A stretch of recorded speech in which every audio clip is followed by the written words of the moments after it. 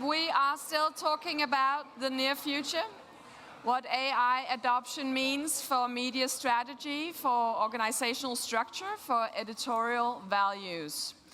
And next up, we'll hear perspectives on how to ensure AI initiatives are aligned with editorial values in public service media. AI for public good. Our next speaker brings deep experience in innovation, leadership, and digital transformation across major public broadcasters.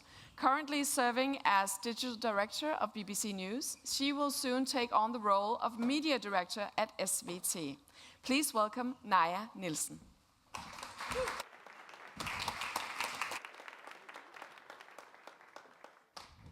Thank you. And thank you, everyone. So I just stepped down from my role at BBC News, and I begin the 1st of June. So I've got 2 months of not working. That's great for thinking and painting the walls in my house, because I've moved back to Denmark after 8 years abroad. And it's great to be here. And I have been thinking a lot, and maybe it's because I'm old, rather. I'm 57, soon 60, soon 70. I've been thinking a lot about what we can learn from the past. And I have been thinking, one of the things I notice here is that I want to say thank you for all of you, because I think we've taken the most important step already that is different from the last disruptions. And that is that we're coming together, we're sharing what we know, we're sharing with each other. I thought VG, I think it was spot on, you know, the advantage, the competitive advantage over your, I don't know, some invented neighbor competitor. It's like 1 month, it doesn't matter. Let's share, because we can either shrink or grow journalism together. I also want to thank, this is Kalle Pehonen. If you've not seen this live tracker, he has taken upon himself to track everything that is going on in this space in media. And Ezra, others are doing the same. I think this is what we need to do, and all of us need to do this. Open our newsrooms, go visit each other, tell each other honestly what is working and what is not working. So thank you, Kalle. The BBC has been working with AI for the last couple of years, like you all, and it's got a lot of the same approach as many of you do. But I want to highlight a few things that is very important, I think, for the BBC. We will stay true to our values, not an and, but act faster and bolder. We will help creators break new ground, that is thinking about more than the BBC. We will champion the creative industry and be a bridge to the AI sector. And I think this thing about amplifying, making sure it's not you that is thriving, it's the entire creative industry, because we're going to benefit from it, all of us. It's connected to the sharing, but it's not only that. And I wanted to give you an example about the faster, and I would say there's room for the BBC to be faster. And when I had my leaving due, my 2 colleagues over there, Stuart and Natalie and Stuart, please raise so people can see you. You can go. Natalie is leading everything with AI soon, together with Ole in BBC, so you can talk to them if you want to know what the BBC is doing. But they gave me this book, the BBC Handbook from 1967. At that point, things were so stable you could write a book about what the BBC did. Imagine you had to write a book about VG, right? It would be, I don't know, irrelevant in a month. Here it's David Attenborough. He was the controller of BBC Two, a television channel. He's arguing for colour television. We must also recognize technical dangers, even though the BBC has been experimenting with colour television for 19 years and has been putting out test colour transmissions for over 10. There is dangers in doing it every day. And then he goes on to argue that we need to embrace it because the Americans have already done it. And then it ends, in short, viewers like colour very much. It's our intention to make quite sure that in this country they will not be disappointed. And I think we should take, because Attenborough, still over 90 now, he is very foresighted. And I think we could say, in short, users, people like AI very much. It is our intention to make quite sure in this country, in this region, they will not be disappointed. When you look at the OKRs for the year ahead for the BBC, I think there are a couple of things I want to, again, talk about beyond the BBC. Help the public develop AI skills and literacy, work with partners. Teams will get tools, skills, and training. We've been talking about that today. But how does this connect to values? The BBC's mission has been for decades to inform, educate, and entertain. But what does that mean? For years, we've translated it into something great for everyone, or value for all. But 2 years ago, we decided it needs to be a lot sharper. What is our role now in this time? And we decided that the best way of defining it was to say it's our role and our promise to the public that we will pursue truth with no agenda. We will back the best British and homegrown storytelling and creativity, and we will bring people together. And when I've been listening to all the fantastic initiatives that everyone has been presenting here the last days, I think there is a lot in this bucket, right? I don't see as many initiatives in the two others. And I know maybe our public service task is broader and bigger than all publications, but I think these are really, really basic needs. The more we get fragmented, the more we need to come together. Why do we all know so many British bands? Why do we know so much Swedish music? It's not common on its own. It's because Sweden invested in thousands of music schools. It's because the BBC has helped thousands of bands coming out there. Creativity does not come without nurture, and I think we have a role there.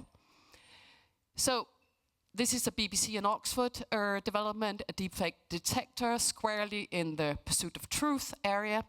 Should we be thinking about whether this is a tool, a companion we should put in the hands of the users? Maybe. Maybe they need a deepfake detector. This, I think, is an excellent investigation from La Nación in Argentina, and where they've used AI to be able to do research they could not do manually.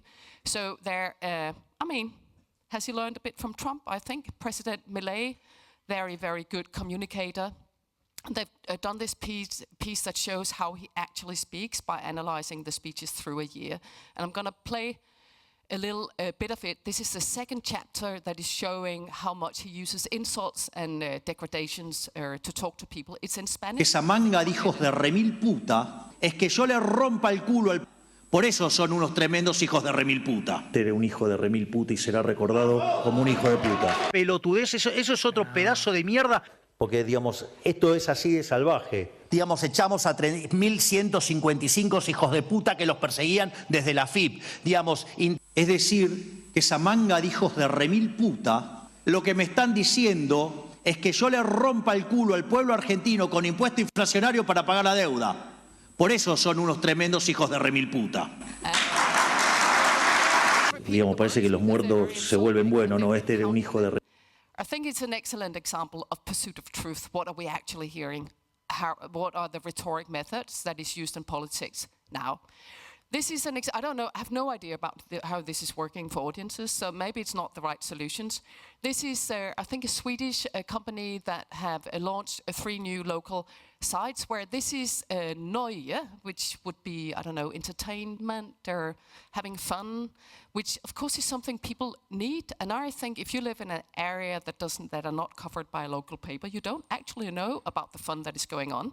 And as you can see in this part of northern Sweden, all fun is taking place in snow. But I think it is really important. But when you look at this, again, just like should we give the deepfake detector tool to the public, when we present people with things where you can come together, could we use AI to make it possible to come together there, to, I don't know, meet other people, to do things, to maybe form a team that is taking part in one of these things? Question mark. This is an Indian example. It's all from Kala's excellent list. This is an educational program about AI to inform the public about AI with AI-generated hosts and journalists. And throughout the program, they are telling the public what they're doing. So, show, don't tell.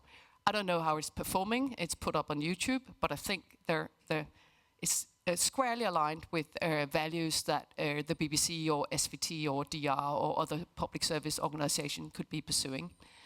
But again, coming back to this, we have used these values the last years to help us decide which of our initiatives we're pursuing and not.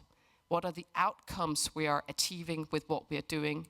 The outcome for the public, not for the BBC. And I think it's good for all of us to have these lists of things. What do we need the result of what we are doing to be? Because if the result is that people are more anxious, using less news, getting more stressed and more confused, then it's not aligned with our values, even if it is very smart. So I also, as I've been thinking about things in my lifetime, my 30 years in this business, that everyone believed to be true, and that turned out to be maybe true, but not have the correlation. Journalism is important, means people will come, right? We know that is not true. Content is king, means people will come. Build it, they will come. That is also not true. We know how Netflix, all know the story about how Netflix completely overtook HBO that had the better content because Netflix had the better platform. Video doesn't work on web. I've had many people tell me that over the not recently, but like a decade ago. It turned out they like video, but it doesn't mean, even when they didn't watch video on web, it didn't mean that they would necessarily come and read. There's no correlation between the two. People will not pay for news. People want free news. Now maybe they don't want news, or our news. TV is still big, print is still the business, leading to we can wait. Also not true. Big tech is evil, full circle, people will come. Not true. So I think it is building on what Nikita said, and I think I know this is a bit of repetition, but I think it is so adamant right now that we're going right back to the first principles. What is the problem we're trying to solve? What is the job that we're solving for? And why are we here? Who are we solving a problem for? Ourselves or the public? Is the outcomes aligned with our purpose and values?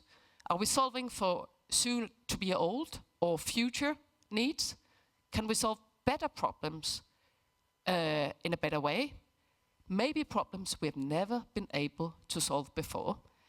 I know a lot of you have like AI tools that are counting the gender balance in your sources and in your audiences, but still it's been a fact forever after that journalism is primarily for old men that are also very interested in the Second World War and other stuff like that, maybe a bit of carbon bikes. It's a very narrow group that actually really love news and are following it as fans.